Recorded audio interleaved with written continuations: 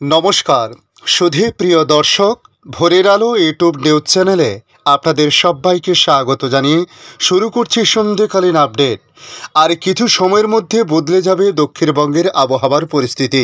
নিম্নচাপের জেরে কিছুক্ষণের মধ্যে ঝড় বৃষ্টি শুরু হবে একাধিক এলাকাতে। ঝমঝমে বৃষ্টি হবে আজ এই ৮ জেলাতে।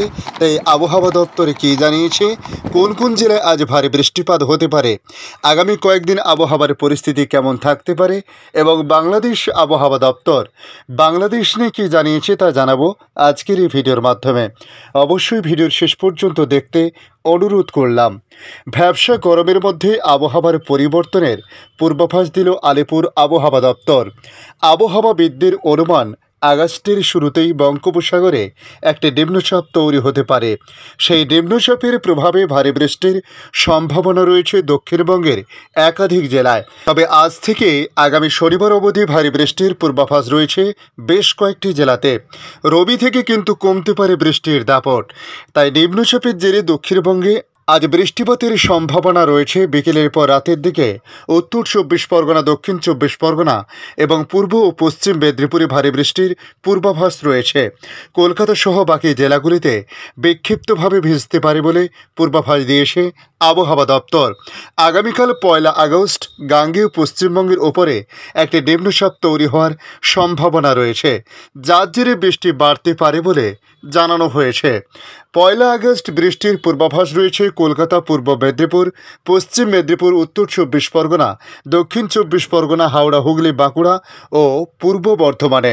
কোথাও কোথাও ভারী বৃষ্টিও হতে পারে।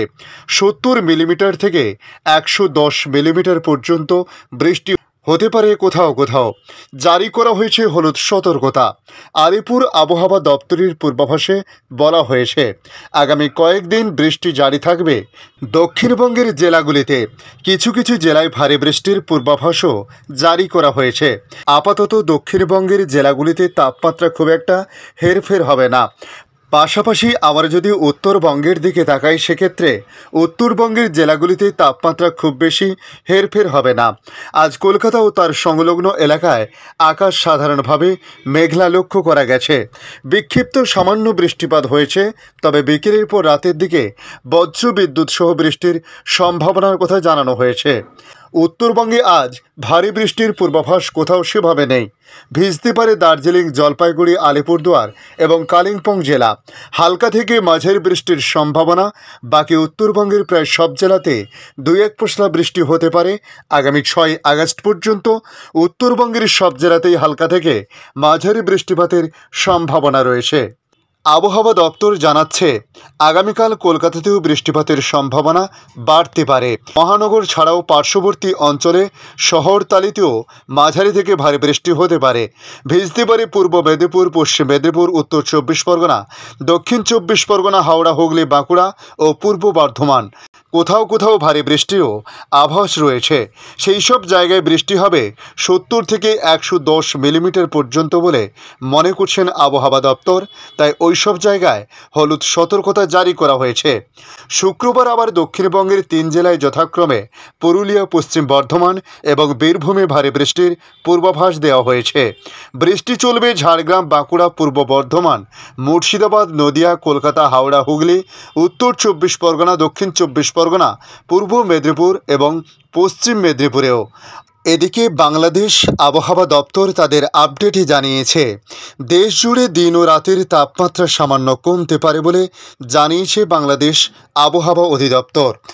মৌসুমী বায়ুর অক্ষরেখা বর্ধিতাংশ পাঞ্জাব, হরিয়ানা, উত্তরপ্রদেশ, বিহার, পশ্চিমবঙ্গ ও বাংলাদেশের মধ্যাঞ্চল হয়ে আসাম পর্যন্ত বিস্তৃত রয়েছে। এর একটি বর্ধিতাংশ উত্তর বঙ্গোপসাগর পর্যন্ত বিস্তৃত রয়েছে। মৌসুমী বায়ু বাংলাদেশের উপর সক্রিয় এবং উত্তর বঙ্গোপসাগরে মাঝারি অবস্থায় রয়েছে। আজ থেকে আগামী ২৪ ঘন্টা বৃষ্টিপাতের বিষয়ে বলা হয়, খুলনা, বরিশাল, চট্টগ্রাম ও সিলেট বিভাগের অধিকাংশ জায়গা, ময়মনসিংহ, ও ঢাকা বিভাগের অনেক জায়গা এবং রংপুর ও রাজশাহী বিভাগের কিছু কিছু জায়গায় অস্থায়ীভাবে দমকা হাওয়া সহ হালকা থেকে মাঝারি ধরনের বৃষ্টি অথবা বজ্রসহ বৃষ্টি হতে পারে। সেই সাথে খুলনা, বরিশাল, চট্টগ্রাম ও সিলেট বিভাগের কোথাও কোথাও মাঝারি ধরনের ভারী থেকে অতি ভারী বর্ষণ হতে পারে। তাপমাত্রার বিষয়ে বলা হয়েছে, সারা দেশে দিন ও রাতের তাপমাত্রা সামান্য হ্রাস পেতে পারে। ধন্যবাদ সম্পূর্ণ ভিডিওটি দেখার জন্য। ভালো লাগলে লাইক, শেয়ার, কমেন্ট করবেন। কমেন্টে অবশ্যই জানাবেন আপনার এলাকার নাম, বর্তমান সেখানকার আবহাওয়ার পরিস্থিতি কী রয়েছে তা জানাতে ভুলবেন না।